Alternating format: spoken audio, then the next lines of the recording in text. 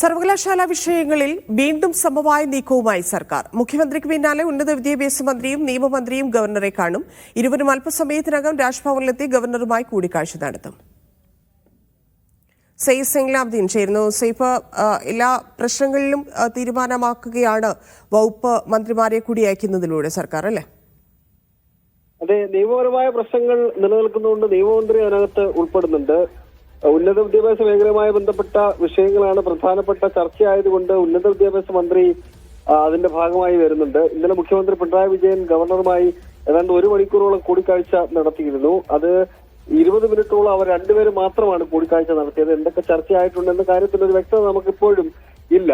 അതേസമയം തന്നെ ഇന്ന് ഗവർണർ എടുത്തിരിക്കുന്ന തീരുമാനം, ഇന്നലെ രാജ്ഭവൻ എടുത്തിരിക്കുന്ന തീരുമാനം, അത് ഈ 2 സർവകലാശാലകളിലെ വിസിമാരുടെ നിയമനവുമായി ബന്ധപ്പെട്ട ഡിവിഷൻ ബെഞ്ചിന്റെ വിധിക്കെതിരെ സുപ്രീം കോടതിയെ സമീപിക്കുക എന്നുള്ളതാണ്. അതിനിടയിലാണ് സംസ്ഥാന സർക്കാരിന്റെ ഭാഗമായിട്ട് വീണ്ടും അനുനയത്തിന്റെ സ്വഭാവത്തിൽ 2 മന്ത്രിമാർ, നിയമമന്ത്രിയും ഉന്നത വിദ്യാഭ്യാസ മന്ത്രിയും രാജ്ഭവനിലേക്ക് എത്തിച്ചേരുന്നത്. ബില്ലുകളിൽ ഒപ്പിടണം, അതിനൊപ്പം തന്നെ അദ്ദേഹം ഈ സർക്കാർ നൽകിയ പട്ടികയിൽ നിന്ന് വിസിമാരെ നിയമിക്കണം.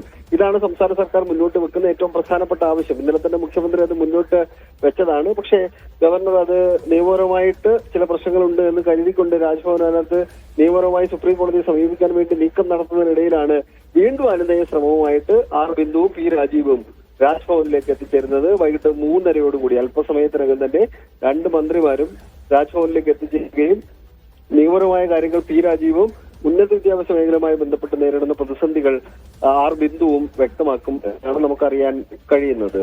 തന്നെയാണ്. ശരി സൈഫ്.